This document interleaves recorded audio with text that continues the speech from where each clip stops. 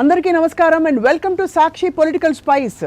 ఎన్నికలు సరే ఒక నెల రోజులు వాయిదా పడ్డాయి, కానీ ప్రతిపక్షాలు ఈ సమయాన్ని మరింత వినియోగించుకుని ఇంకా ఏదో చెప్పే ప్రయత్నం చేయబోతున్నాయా, లేక అధికార పక్షానికి వారు చేసిన మంచి పనులు చెప్పుకోవడానికి మరొక నెల దొరికిందని అన్వయించుకోవాలా? మొన్న ప్రధానమంత్రి మోదీ గారి స్పీచ్లో ఎక్కడా కూడా మిత్రపక్షాల ప్రస్తావన లేకపోవడమే చర్చనీయాంశం అవుతోంది. ఇప్పుడు ఇంతకీ వీరి ముగ్గురికి నిజంగా సయోధ్య కుదిరిందా, పైకి తూచు మాత్రమేనా, ఉత్తుదేనా? ఈ అంశంపై మాట్లాడబోతున్నాం. మనతో పాటు ప్రముఖ రాజకీయ విశ్లేషకులు కేఎస్ ప్రసాద్ గారు సాక్షి స్టూడియోస్లో ఉన్నారు. నమస్కారం సార్. నమస్తే. సరే, ఇది ఎలాగో పాత టాపిక్ అయిపోయింది. ఈ 2 రోజుల నుంచి అందరూ జుట్టు పీక్కుని అర్థం కాక మోదీ గారు ఎందుకు ఎవరిని ప్రస్తావించలేదు, ఇదిగో నా ఫ్రెండ్ వీళ్ళకి ఓటు వేయండి, మీ అందరం కలిసి మిమ్మల్ని చేయబోతున్నాం అనే మాట ఎందుకు రాలేదు? ఎందుకు వస్తుంది? ఒకటి మూడో కంటికి తెలియకుండా విలీనం చేసి పైకి నటిస్తున్నవాడు ఒకడు, ఒరిజినల్ సినిమా యాక్టర్. ఇంకోటి కేసుల నుంచి తప్పించుకోవడానికి ధన్యోస్మి అనుకుని శరణార్థిలాగా 3 సార్లు దండాలిలాగా చూడండి, అలా సర్కస్లో కోతులు దండాలు పెడితే అలా దండాలు పెట్టుకుంటూ ఆయన పెద్ద ఆయన. సో వీళ్ళ సారాంశం ఏంటంటే ఎన్డీఏ అన్నది ఫైనల్ అవుతుంది. ఎన్డీఏ కూటమిలో బీజేపీలో విలీనమా అన్న కోణం ఆలోచించండి. ఇది వెరీ క్రిస్టల్. ఇప్పుడు గంట గడిలో బెయిల్ సంగతి ఒకటి తేలితే నెక్స్ట్ ఆప్షన్ ఏంటి? రైట్. ఆప్షన్లెస్ సిచ్యువేషన్ నుంచి ట్రావెల్ అవుతున్న వాళ్ళకి ఆప్షన్స్ ఎక్స్ప్లోర్ కావు అన్నది తేటతెల్లమైంది. ఆఫ్టర్ ఆల్ ఒక బొకే సాల్వేలతో పొత్తు పెట్టుకున్న నరేంద్ర మోడీ అని కూడా ఆలోచించండి. వాళ్ళ ఆఖరికి ఆ బీజేపీ వాళ్ళు కూడా, అంటే పురంధేశ్వరరావు గారికి సహాయ నిరాకరణ ఎలా చేస్తున్నారో చూడండి. 4 పేర్లు చదివారు, శనక్కాయలరణ్ గారిని వీళ్ళందరినీ పెద్దవాళ్ళ పేర్లు చదివితే వాళ్ళ దగ్గర కూడా పుష్పగుచ్చం లేకుండా ఎవరు తల్ల పువ్వు తీసుకెళ్ళి నరేంద్ర మోడీ గారికి ఇచ్చినట్టుకున్నారు, గులాబ్. సో ఎంత నిస్సహాయ స్థితి. పైపచ్చు చంద్రబాబు నాయుడు గారు, పవన్ కళ్యాణ్ అలా జయము చంద్రన్న అలా పోలవరం దగ్గర పాట రూపంలో కాకుండా నిజమైన పదాల రూపంలో ఆ భజన చంద్రబాబు నాయుడు అయితే నా భూతం నా భవిష్యత్. అంతేనా? అంతకన్నా హైలైట్ అంటే రాముడు మాటలేవో చెప్తే 4 ప్రసన్నం అయిపోతాడని. ఏమో నేను చిన్నప్పటి నుంచి రామాయణం భారతాలు చదువుకునే పెద్దన్నాయో, నువ్వు కూడా చదువుకుని ఉంటావు కదమ్మా. అవును.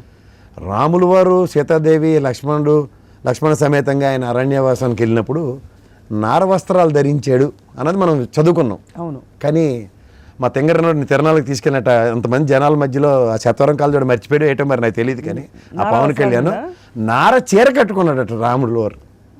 సరే, మా యుగ పురుషుడు, ఆది పురుషుడు, మా అందరికీ భగవత్ సమానుడు, ఇంట్లో ఎలవేలు మహానుభావుడు రాములు వారు, ఆయన చీర కట్టుకోవడం ఏంద్రాబాయి, నీకు ఎప్పుడు ఆ చీరలు వాటి మీదే జాస, నీ దరిద్రం తగలయ్యి అని నాకు అర్థం కాదు. ఆయన బహుశా ఆ పాట వినలేదేమో.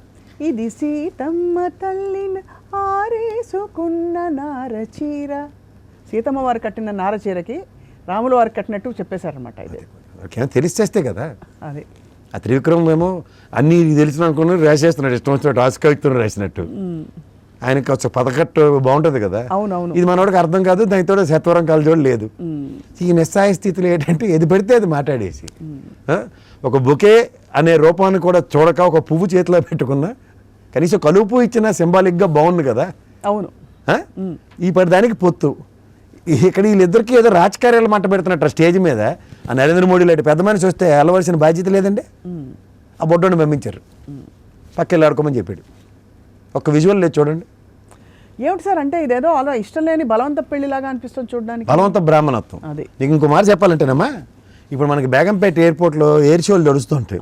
ఆ చిలకలూరుపేటలో ఒక 5-6 హెలికాప్టర్లు తీసుకొచ్చి ఓ ఎయిర్ షో పెట్టే కార్యక్రమంలో ఉంది. నాకైతే నరేంద్ర మోడీ గారికి అస్సలు ఇష్టం లేకపోయినా, నాకు తెలిసి ఆ బీజేపీ పెద్దలు వీళ్ళందరూ, అమిత్ షా గారు ఇలాంటి వాళ్ళు, సరే పర్లేదు సార్ మన దగ్గరికి ఆడుకోవడానికి వచ్చినట్టు వస్తున్నారు ఆ బీజేపీ వాళ్ళతో పాటు నడిస్తే వాళ్ళు ఏదో ధైర్యంగా ఉంటారట, విలీనమే మంది, ఆ కార్యక్రమంలో చూసుకోండి అన్నట్టుగా ఉంది. అది మళ్ళీ ఎవరికి అనుమానం రాకుండా గతంలో ఆడి ముక్కను సగం ఎరగొట్టి అవతల పక్క సైకిల్ ఓ పక్క గ్లాస్ పెట్టారు కదా, ఈసారి మజ్జిగ తెచ్చారు సైకిల్ని, ఇటుపక్క ఒక కలుపును ఇటుపక్క ఒక గ్లాస్ పెట్టారు.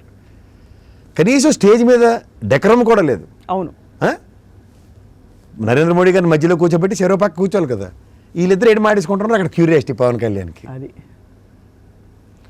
ఇవన్నీ ఒక ఎత్తి అయితే మోదీ గారు కాదు, వీళ్ళు ప్రజల పట్ల ఎలా ఆలోచిస్తున్నారు అన్న దానికి కనీస కన్సర్న్ కూడా లేదు. నరేంద్ర మోడీ గారు అంత మనిషి లేచి వచ్చి ఆ పోల్లవి ఎక్కిన కరెంటు పోల్లవి, కరెంట్ అది తగిలితే లేనిపోయిన ప్రాణ ప్రమాదం, ఆల్రెడీ మీ సభల్లో మనుషులను చంపేసుకుని మైలేజ్ తెచ్చుకోవడానికి ప్రయత్నిస్తారు, నాకు అలాంటివి నచ్చవు, ముందు సంయమనం పాటించి అందరూ దిగండి అని చెప్తుందేరా. ఈ పవన్ కళ్యాణ్కి ఇంగితం ఉందో లేదో కూడా నాకు తెలీదు. ప్రోటోకాల్ పాటించిన నరేంద్ర మోడీ అట. ఇంతోటి తీసిమార్కాన్ని మాట్లాడుతుంటే మధ్యలో వచ్చినట్టు ప్రోటోకాల్ పాటించకుండా వచ్చిన నరేంద్ర మోడీ అని మాట్లాడుతుంటారు. అదే దానికి ఎలా అసలు ఏమని అర్థం చేసుకోవాలి? అసలు ప్రోటోకాల్ వీళ్ళ వాళ్ళకి ఆయనకి ఇవ్వాలి.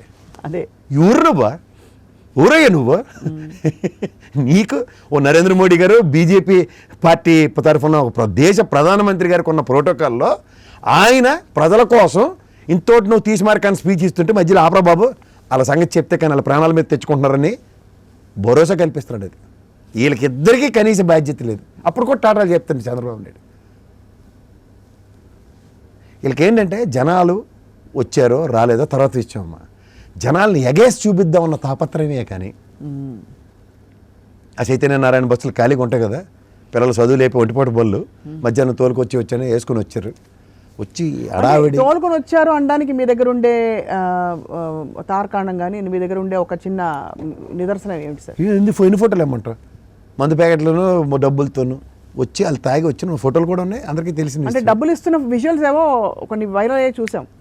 ఎవరైనా ఈ పొలిటికల్ ర్యాలీలకి అవి సర్వసాధారణం అయిపోయాయి. మళ్ళీ అయితే ఇంతోటి ఏంటి ప్రవచనాలు, చాగంటి కోటేశ్వర గారు ప్రవచనాలు చెప్తున్నారని వస్తారు వాళ్ళు, లేదా రాష్ట్ర ప్రయోజనాలు ఏమైనా పరిరక్షించి తెరబడిపోతున్నారని వస్తారా? ఒక్కటి ఈ పవన్ కళ్యాణ్ కంటే ఆవ్యాసం ఎప్పుడు జగన్మోహన్ రెడ్డిని తిట్టడం, ఇప్పుడు గతంలో చంద్రబాబు నాయుడిని తిట్టడం. ఇదే టాస్క్ బీజేపీ రూట్ మ్యాప్ అదే ఇస్తుంది. నువ్వు ఇప్పుడు రూలింగ్ గవర్నమెంట్లో మేము వాళ్ళు కలిసి ఉన్నట్టుగా ప్రజలకు అనుమానం రాకూడదు, వెళ్ళి తిట్టు. ఇదే టాస్క్ పవన్ కళ్యాణ్కి. అంతకు మించి ఇంకేం లేదు. అది ఆవ్యాసం ఎలాగో చదువుతుంటే ఈ జైము చంద్రన్ వచ్చాడు మధ్యలో. గతంలో ఏం మాట్లాడాడు అన్నీ మర్చిపోయాడు ఏహపారాలు. ఇప్పుడు ఫ్రెష్గా అప్పపప్ప ప్రపంచ మేధా సంపత్తి అంతా నరేంద్ర మోడీ గారి దగ్గర ఉంది, ఈయన మించిన తీసిమార్కాన్ని లేడని చెప్తుంటే అని 20 రోజుల్లో నోరేలా పెట్టి ఆనని వెళ్ళి అలాగెళ్ళి సైకిల్ గుర్తు మీద వేసేస్తే ముఖ్యమంత్రి అయిపోతాడు. టికెట్లు ఇవ్వని వాళ్ళందరికీ నీకు సముచిత స్థానం, మంచి పదవులు ఇస్తాడట. 7 పదవులు ఇస్తాడు. 2029 దాకా రాజ్యసభలో దిక్కు దివానం లేదు, మొత్తం గుండు గీసి చేతికి ఇచ్చారు. ఎమ్మెల్సీలు మొన్న ప్రాణాలకు తెగించి అనురాధం అయింది, ఇంకొక ఎమ్మెల్సీయే దిక్కు లేదు. 7 సముచిత స్థానాలు ఇస్తారు, అది కూడా 28-29 దాకా దిక్కు లేదు. అవును, నోరిపితే అబద్ధాలు. దానికి తోడు ఈ భౌగోళిశాలలోడు ఆడే మొత్తం స్క్రిప్ట్ అంతా ఇవ్వడం. అవును, సగం టికెట్లు ఆడే అమ్మేసుకున్నాడు, మిగిలిన స్క్రిప్ట్ కూడా రాసిస్తాడు అందరికి. చూసుకోవాలంటే అందరితో ఒకటే స్క్రిప్ట్ ఉంటుందమ్మా, మీరు గమనించట్లేదు. ఆవ్యాసమే 1 2 3 అని ముందు చూడు సంగీతం పడే ముందు అనుకుని ఒక రాగం పాడతారు చూడు, అదే ఇమీడియట్ యాక్షన్ అనగానే ఇసుక దోపిడి, లెక్కర దోపిడి, హూ కిల్డ్ బాబాయ్, కోడికత్తి సీను, ఇవే పరికట్టు పదాలు. వీటితో గంటలు ఉపన్యాసాలు. కానీ అదే ఇప్పుడు ఆశ్చర్యం కలిగించే విషయం ఏంటంటే సార్, ఇప్పుడు ముగ్గురు కలిసి ఇది మొదటి సభ కదా, అంతేనా? అదే లాస్ట్ సభ కూడా ఇంక రారు, మళ్ళీ రారు. ఈ ముగ్గురు కలిసి ఉండే ఈ సభని సద్వినియోగపరుచుకుని వాళ్ళ పాయింట్ ఆఫ్ వ్యూ నుంచి చెప్తున్నాను, వాళ్ళు ఏం చెప్పాలి జనానికి? మేము ముగ్గురం కలిసాం కాబట్టి మీకు ABCDEFGH చేస్తాం, లేదు మేము ముగ్గురం కలిసి ఉన్నాం, చాలా మంచి ఆయన, ఈయన కూడా చాలా మంచి ఆయన, సర్టిఫికెట్లు ఇచ్చుకోవాలా ఏదో అంటే ఎక్కడా కూడా ఆ పొత్తు తాలూకు ఫ్లేవరు ఫ్రేగ్రెన్స్ కనిపించకపోగా ఎవరికి వారే యమునా తీరే అన్నట్టుంది. పెద్ద మనిషి వస్తే రిసీవింగ్ లేదు, బీజేపీ వాళ్ళు ఆ పురంధేశ్వరమ్మని నమ్మట్లేదు, క్లియర్గా తెలుస్తుంది కదా. అవును, కేవలం నటించడానికి వచ్చారు, ఎవరి నటనాడు జస్టిఫై చేసి పోయారు. ఆయన నటించడానికి వచ్చాడు నరేంద్ర మోడీ కూడా. ఎందుకంటే ఎందుకు పొత్తు పెట్టుకుంటున్నారు, రాష్ట్రాన్ని ఏ విధంగా పరిరక్షించబోతున్నారు, 25 సార్లు వీళ్ళు చెప్పి అమరావతి సంగతి ఏంటో చెప్పాలి కదా. అవును, ఒక మాటలో చెప్పేస్తే పని అయిపోద్ది కదా, ఊరికే ఎందుకు ముసుగులో గుద్దులాట.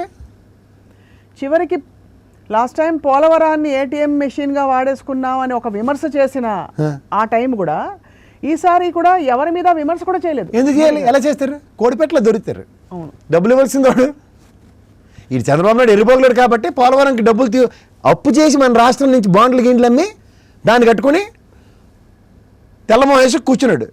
అదే పని వెనుకొండ ప్రాజెక్ట్ చేసి ఉంటే, వెలుగొండ ప్రాజెక్ట్ చేసి ఉంటే 3 జిల్లాలకి బొక్క నీళ్ళు అంతే. ఏది అవసరం అది కాదు, అవసరం లేనిది పనులు చేసి కూర్చున్నారు. అంచేది 5 సంవత్సరాలు కాలక్షేపం అయిపోయింది. తర్వాత ఏం చేశారు ప్రజలు? నొన్న గీసి కూర్చోబెట్టారు ఇంట్లో, చాలు బాబు ఇక్కడ పక్కకి ఆడుకోండి అని. మళ్ళీ వచ్చారు, మళ్ళీ same team, we are selected for Indian team అని. సచిన్ టెండూల్కర్, వీరేంద్ర సెహ్వాగ్, సౌరవ్ గంగూలీ కూడా కొన్ని క్రికెట్ మ్యాచ్లు ఆడుతూ ఉంటారు. ఏది వెటరన్స్కి పెడుతూ ఉంటారు మ్యాచ్లు.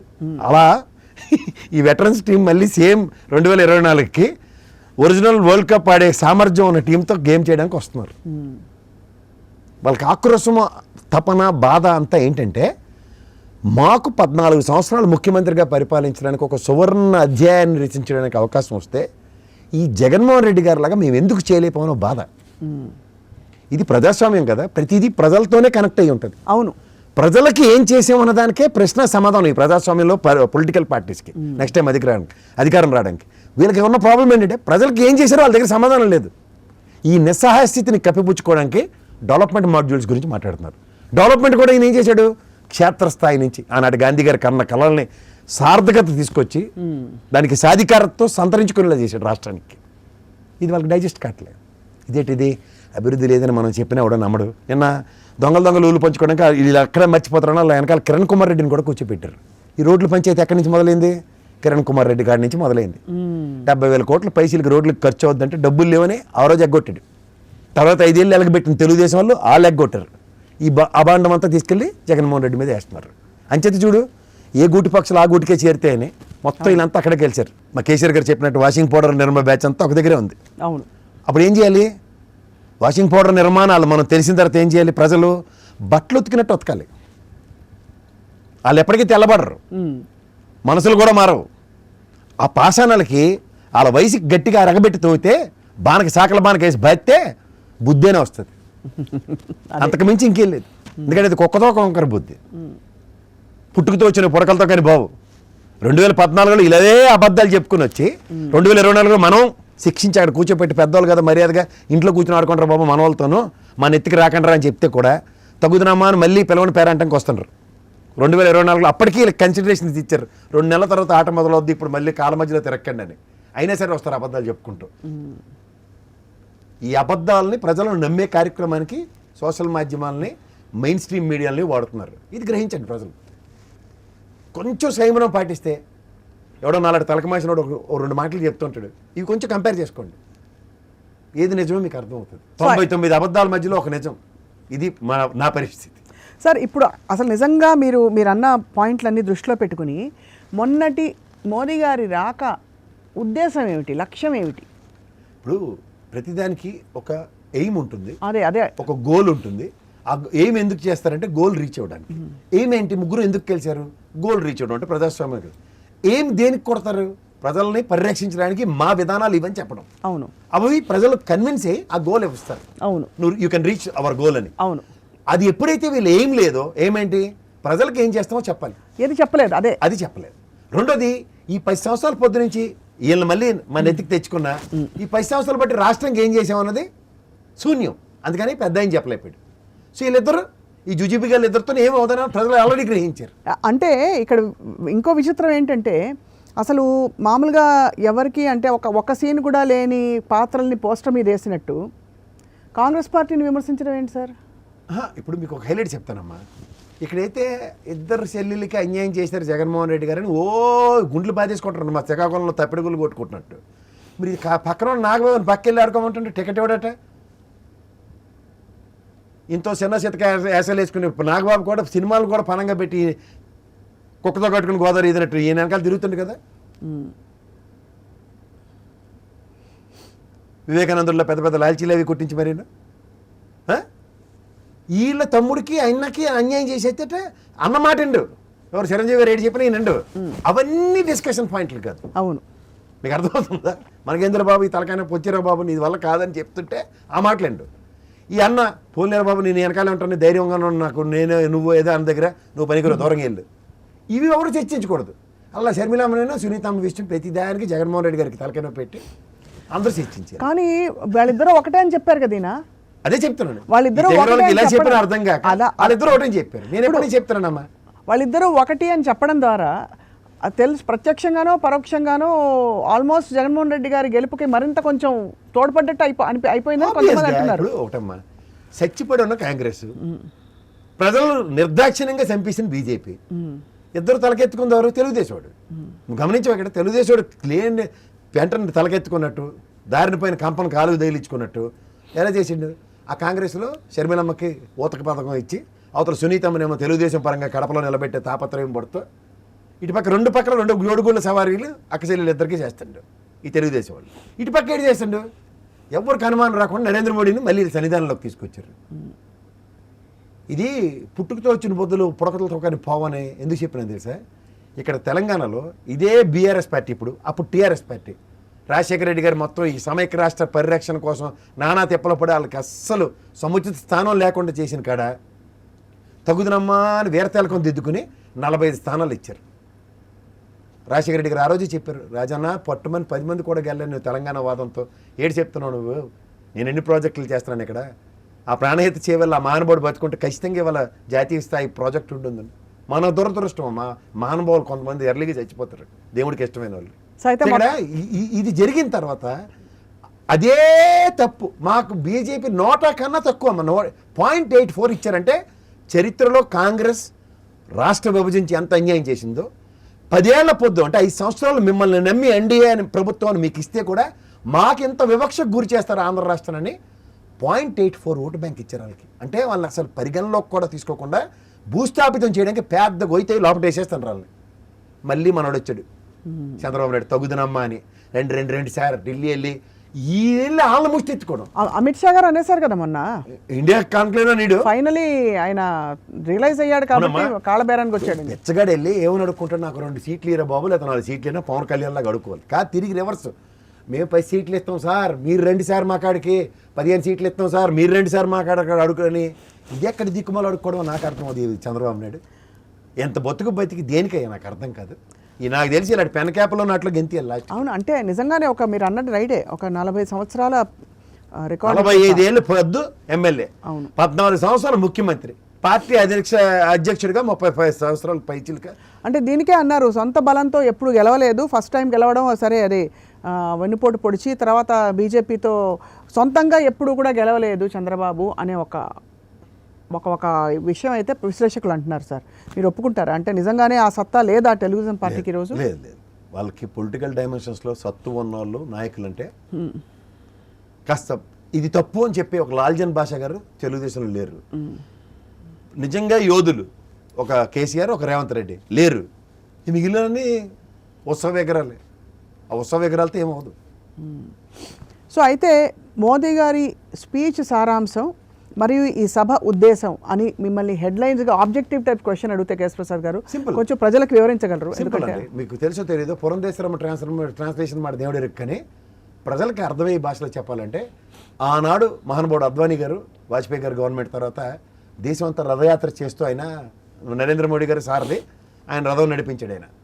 రథం నడిపించింది నరేంద్ర మోడీ, రథం ఎక్కి విహారం చేసిన అద్వానీ గారు చెప్పేది ఏంటంటే ఇండియా షైనింగ్ అని ఇంగ్లీష్లో చెప్పాడు. ఈయన వికసిత్ భారత్ అని హిందీలో చెప్తాడు. ఏమైనా తేడా ఉందా? అప్పటి నుంచి ఇప్పటిదాకా షైనింగ్ అవ్వలేదు. దీన్ని ఇంకా అర్థమయ్యే భాషలో చెప్పాలంటే మోడీ భరోసా అనే అడ్వర్టైజ్మెంట్లు ఇస్తాడు. అందులో చూడండి 85 కోట్ల ప్రజలకి ఉచిత రేషన్ ఇస్తున్నాను, ఉచిత పెన్షన్లు ఇస్తున్నాను, సంక్షేమ పథకాలు ఇస్తున్నాను అని చెప్తున్నాడు. దేశ జనాభాలో 85 కోట్లు అంటే పాత లెక్కలే చెప్తాను, ఇంకా 145 150 ఇవన్నీ నమ్మకండి మీరు. ఎందుకంటే 120 కోట్ల జనాభా గణన 2011 తర్వాత జరగలే. 120 కోట్లు ఉన్న మన భారతదేశంలో 85 కోట్ల మందికి సంక్షేమాలు ఇస్తున్నాడు, ఉచితాలు అని నరేంద్ర మోడీ చెప్తున్నాడంటే మనం అభివృద్ధి చెందుతున్న దేశమా కాదో మీరే చెప్పండి. రెండోది, నిర్మలా సీతారామన్ అందరూ మనం 1, 10, 100, 1000, లక్షలు, కోట్లు, 100 కోట్లు, ఆ తర్వాత ఏంటో బిలియన్లు ట్రిలియన్. చార్ట్ అకౌంటెంట్ కూడా నేను చెప్పలేను, మా విజయసాయి రెడ్డి గారు కూడా చెప్పలేరేమో. అవి అమ్మకి ఒక్కదానికి అర్థమవుతుంది ఆ ట్రిలియన్ బిలియన్ భాష. 5వ ఆర్థిక వ్యవస్థగా ఉండిపోయామని వీళ్ళు చెప్పేస్తున్నారు. అండ్ 3వ ఆర్థిక వ్యవస్థ కింద ఎదుగుతామని చెప్తున్నారు. ఇది వినడానికి బాగున్నది, ఎందుకంటే నేను చిన్నప్పటికాడి నుంచి చోటే పెట్టిన భారతదేశం అభివృద్ధి చెందుతూ ఉన్న దేశం అని. అలాగే హంగర్ ఇండెక్స్లో మన పరిస్థితి ఎక్కడుందో ఒక్కసారి తెలుసుకుంటే, అంటే హంగర్ ఇండెక్స్ అంటే తిండి లేక అల్లాడిపోతున్న ఇథియోపియా దేశాలలాగా మనం ఎలా అల్లాడిపోతున్నాం అన్న దాంట్లో హంగర్ ఇచ్చిన గణాంకాల్లో మనం ఏ స్థితిలో ఉన్నామో మనకు తెలుసు. ఎందుకంటే భారతదేశ ఔన్నత్యాన్ని నేను తగ్గించి తలుచుకోలేదు. మనం హంగర్ ఇండెక్స్ని చదువుతున్నాం, అవును, వీళ్ళు చెప్పి పకోడీ కబుర్లు వింటున్నాం. ఎందుకంటే వీళ్ళు ఉపాధి సంవత్సరానికి 2 కోట్లు కల్పిస్తానన్న వాళ్ళు కల్పించకుండా పకోడీ వేసేది కూడా ఉద్యోగమే అని చెప్పాడు నరేంద్ర మోడీ. అంచేత ఇలాంటి బోటకం కబుర్లకి కాలం చెల్లిపోయింది. దేశం నిద్రపోయే దేవగౌడ్ని, చంద్రశేఖర్ లాంటి, వీపీ సింగ్ లాంటి ఏమీ తెలియకుండా దేశాన్ని తాకట్టేసిన వీపీ సింగ్ లాంటి వాళ్ళని కూడా భరించాం మనం. అలా ఇంకొన్ని ఉండనే భరించవచ్చు, కానీ ఏళ్ళ భరించాలో లేదో మీరు తెలుసుకోండి. ఇది సారాంశం. ఎందుకంటే మనం వచ్చి కూడా వికసిత భారత్లో చెవులు లెక్కపెట్టి నీళ్ళ చెప్పాడు తప్ప వికసించిన దాంట్లో కౌలు పువ్వు అనే చెవులో పెద్దనేది తప్ప ఇంక దేనికి పనికిరట్లేదు అనే విషయం ప్రజలు గ్రహించండి. సో మొత్తానికి ఇప్పుడు ఎన్ని ఎంపీ సీట్లు ఎవరికి సార్ ఒకసారి చెప్పండి నాకు లెక్క. ఎందుకంటే నాకు నా ఎంపీ సీట్లు కావాలి, అంతకంటే ఏం అవసరం లేదు అనే చందంగా చాలా మందికి అర్థమైంది మోదీ గారి స్పీచ్. ఇంకా ఎవరు వచ్చినా అది రాకపోయినా కూడా లెక్క చెప్పనా, ఆయన లెక్క భలే చెప్తుండు. 400 సీట్లు మేము ఏం చేస్తున్నాం, అందులో 370 వాళ్ళేనట, మిగిలిన 30లో ఎన్డీఏలో వాళ్ళ తెలుగుదేశం కూడా ఉంది. దేశవ్యాప్తంగా పార్లమెంట్ మొహాన్ చూడని పవన్ కళ్యాణ్ లాంటి పార్టీలు 27 ఉన్నాయి. అంటే 27 పార్టీలు ప్లస్ కొత్తగా యాడ్ అయినాయి తెలుగుదేశం సామర్థ్యం 30 సీట్లు. మన రాష్ట్రంలో 20 సీట్లు ఉన్నాయి. 25కి ఎన్ని గెలుస్తారు తెలుగుదేశం? ఆ లెక్క ప్రకారమైన 27 ప్లస్ 28 పార్టీలు 29 పార్టీలు రేషియో వేసుకుంటే 29 పార్టీలు 30 సీట్లు అనుకుంటే తెలుగుదేశం పార్టీ ఎన్ని? Simple answer. ఎందుకంటే నరేంద్ర మోడీ ప్రవచనంలోనే అర్థం పరమార్థం ఉంది. అంతే. ఓవరాల్గా 30 సీట్లలో 1-2 గెలిచే సామర్థ్యం ఉన్న బీజేపీ తెలుగుదేశాన్ని కూడా వదులుకోకుండా ఆప్షన్ ఎక్స్ప్లోర్ చేయడానికి వెనకాడట్లే. ఇది వాళ్ళ ఒరిజినల్ సామర్థ్యం. ఈ సమయంలో రేవంత్ రెడ్డి గారు, షర్మిలమ్మ గారు అక్కడ విశాఖలో పెట్టిన ప్రెస్ మీట్ దాని గురించి ఏమంటారు సార్ మీరు? అనడానికి ఏం లేదు, సచ్చినోడి పెళ్ళికి వచ్చిందే కట్నం అన్నట్టు కలకల్లాడుతూ ఎప్పుడు లేదో ఒక 5-6 వేల మంది కూర్చున్నారు కాంగ్రెస్ వృద్ధజంబూకాలని. నేను మర్చిపోయిన రెన్యువల్కి నేను ఇక్కడ ఖచ్చితంగా ఒక విషయం చెప్పగలను, రాష్ట్రం ఎడగొట్టవచ్చు కానీ మహానుభావుడు రాజశేఖర రెడ్డి ఏఎన్ఆర్ లివ్స్ లాగా రాజశేఖర రెడ్డి లివ్స్ ఆల్వేస్ అన్నదానికి తెలంగాణలో షర్మిలమ్మ పార్టీ మోసేసి కాంగ్రెస్లో విలీనం అయితేనే కానీ రాజశేఖర రెడ్డి గారి పదం వినబడితేనే కానీ తెలంగాణలో కాంగ్రెస్ గెలవలేకపోయింది. ఇది గ్రహించమనండి. ఎందుకంటే బీఫాములు రాని వాళ్ళందరినీ షర్మిలమ్మ కనుక టికెట్లు కనుక ఇచ్చుంటే రాజశేఖర రెడ్డి గారి పేరు మీద 2 నుంచి 5 వేల ఓట్లు పడే ఉదంతాలు చాలా ఉన్నాయి. 25 స్థానాలు తెలంగాణలో కాంగ్రెస్ గెలిచినవి 1000 ఓట్ల లోపునే. సో ఆ డ్యామేజ్ రాజశేఖర రెడ్డి గారు అనే మహానుభావుడు పేరుని ఉచ్చరిస్తూ కాలక్షేపం చేస్తూ సర్వైవ్ అయిన ఇక్కడ తెలంగాణలో అక్కడ మళ్ళీ చచ్చిపడి ఉన్న కాంగ్రెస్కి మళ్ళీ తులసి నీళ్ళు ఎవరైనా పోయాలంటే అదే రాజశేఖర రెడ్డి గారి బిడ్డ షర్మిలమ్మే దిక్కు అన్నది వాస్తవం. ఇది గమనించండి. గెలిపోవడం వల్ల మాట దేవుడు ఎరుగు. కాంగ్రెస్ అనే మాట 4 రోజులు వినబడాలంటే రాజన్న ఆ మహానుభావుడు పేరు ఉచ్చరించే పరిస్థితి క్రియేట్ చేస్తున్నారు కాంగ్రెస్ వాళ్ళు. అంచే దానికోసమైనా సరే 4 రోజుల పాటు ఎలక్షన్లు అయ్యేదాకా, ఎందుకంటే రాజన్న నిజమైన కళలు ఏంటో ఆ కన్న కళల్ని సాధికారత చేయడం కోసం అధికారం కాదు ఆయన ఆశయాలు సాధించడానికి జగన్మోహన్ రెడ్డి అనే రూపంలో ప్రజాహితం కోసం 1.5 సంవత్సరాల బడ్జెట్ మనకి ఇలా పెట్టాడు. అవును, పేదవాడి కళ ఇల్లు సెంటున్నర భూమి ఇచ్చాడు. నీ పేరు మీద ఆస్తి ఇచ్చిన యోధుడు మా జగన్మోహన్ రెడ్డి, ఆయన మా ముఖ్యమంత్రి. అలా మీరు ఆలోచించుకుంటే ఎవరి వల్ల మనం ప్రయోజనం పొందగలిగాం ఈ 15-20 సంవత్సరాల మన ఆంధ్రప్రదేశ్ అనే పదం చూసుకోగలిగితే విద్య వైద్య ఆరోగ్యం విషయంలో తండ్రి కొడుకుల యొక్క సామర్థ్యం ఏంటో మనం ఖచ్చితంగా టేస్ట్ చేసాం. ఖచ్చితంగా అది ఆయన ఆశయాల కొనసాగింపే అని పెద్ద పెద్ద మహామహులు చెప్తున్నారు సార్. మొన్న సుజాతారావు గారు యూనియన్ హెల్త్ సెక్రటరీగా చేశారు, రాజశేఖర రెడ్డి గారితో కలిసి కూడా పనిచేశారు. ఆవిడ జగన్మోహన్ రెడ్డి గారి ఈ వైద్య విధానాల గురించి చెప్పినప్పుడు చాలా, ఆవిడ ఐఏఎస్ ఆఫీసర్, ఆవిడకి ఏ విధమైన గవర్నమెంట్తో కనెక్షన్స్ ఏమీ లేదు, పొలిటికల్ అఫిలియేషన్స్ అసలు లేనే లేవు. ఎంత ఉద్వేగంతో చెప్పారంటే ఎంత బాగా చేస్తున్నారు, వైద్య విప్లవం తీసుకొచ్చారు ఒకటి అని. ఒక చెప్పనా, ఒకటి వైద్య విప్లవం అన్నదానికన్నా విప్లవం కాదు, విప్లవాలు అందరూ తెస్తారు కానీ ప్రజలకి ఆరోగ్య సురక్షితం అన్నది ఎలాగంటే, అవును ఇవాళ ఓపెన్ హార్ట్ సర్జరీ అమ్మ ఈసీజీ ఆన్లైన్లో ఉంచుతున్నారు. మండల స్థాయి హాస్పిటల్లో ఫర్ యువర్ ఇన్ఫర్మేషన్ ఒక ఎక్స్పర్ట్ డాక్టర్ అంటే కార్డిక్ స్పెషలిస్టు దాని పర్యవేక్షణలో ఈసీజీ యొక్క ఇఫ్స్ అండ్ బట్స్ని ఎక్స్ప్లోర్ చేస్తూ సత్వరంగా మండల హాస్పిటల్ దగ్గర పరిస్థితిలోనే విలేజ్ క్లినిక్లు నెక్స్ట్ లెవెల్లో ఓపెన్ హార్ట్ సర్జరీ అవుతున్నాయి. ఈ వైద్య విప్లవం కాక ఇంకేంటమ్మా? సామాన్యుడికి ఒక కార్పొరేట్ స్థాయి గుండె ఆపరేషన్ అన్నది ఒక కార్పొరేట్ హాస్పిటల్కి ధీటుగా ఇవాళ మండల స్థాయి హాస్పిటల్లో ఆ హాస్పిటల్లో ఆపరేషన్స్ జరుగుతున్నాయి. ఇక్కడ సామాన్యుడి యొక్క పరిరక్షణ అన్న దగ్గర ఈ ప్రభుత్వం వేస్తున్న పెద్దపీట ప్రజలు గ్రహించండి. అవును, ఉన్నోడు ఏదో తిప్పలబడతాడు, లేనోడు పరిస్థితిని అవగతం చేసుకున్న ముఖ్యమంత్రులు ఇలా వేళ్ల మీద అరుదుగా దొరుకుతారు. ఆ అరుదుగా దొరికే మూలిక యొక్క సామర్థ్యం ఎలా ఉంటుందో అరుదుగా దొరికిన ఒక రాజశేఖర రెడ్డి గారు, ఒక జగన్మోహన్ రెడ్డి కర్మగాలి ఒక అరుదైన ఆణిముత్యాన్ని కోల్పోయాం, ఉన్న ఆణిముత్యాన్ని పరిరక్షించుకుంటాం. ఇంతకన్నా ఇంకెళ్ళి రైట్ కేశ్ ప్రసాద్ గారు, నిజంగానే చాలా రసవత్తరమైన ఎన్నిక ఈసారి. ఎందుకు లేదు. రసవత్తరమైన ఎన్నిక War అంటే one side. War one side అయినా కూడా అంటే ఈ ఈ రెండో సైడ్ వాళ్ళు అవలంబించబోయే వ్యూహం కానీ పద్ధతి కానీ ఎలా ఉండబోతోంది, ఏం చెప్తారు అని మాత్రం జనం చూస్తున్నారు. ఏం లేదు. ఎందుకంటే ఇప్పుడు మీకు ఒకటి గుర్తుంచుకోండి, రాక్షస సంహారం జరగమునుపు సంయమనం పాటిస్తూ యజ్ఞ యాగాదులు జరిగేవి. రాక్షసులు ఇష్టం వచ్చినట్టు దాన్ని డిస్టర్బ్ చేస్తూనే ఉండేవారు. బట్ ప్రజా సంక్షేమం కోసం చేసిన యజ్ఞ యాగాలు ఎప్పుడు సఫలీకృతమయ్యే సత్వర ఫలితాలు ఇచ్చాయి. అదే ఈ ప్రజాస్వామ్యంలో జరుగుతున్న ఒక యజ్ఞానికి జగన్మోహన్ రెడ్డి అనే ఒక సమితి మన కోసం కొవ్వొత్తులో కరుగుతున్నాడు. ఇది గ్రహించగలగండి ప్రజలు, అంతకని ఇంకెళ్ళింది. రైట్ సార్, ధన్యవాదాలు, నమస్కారం.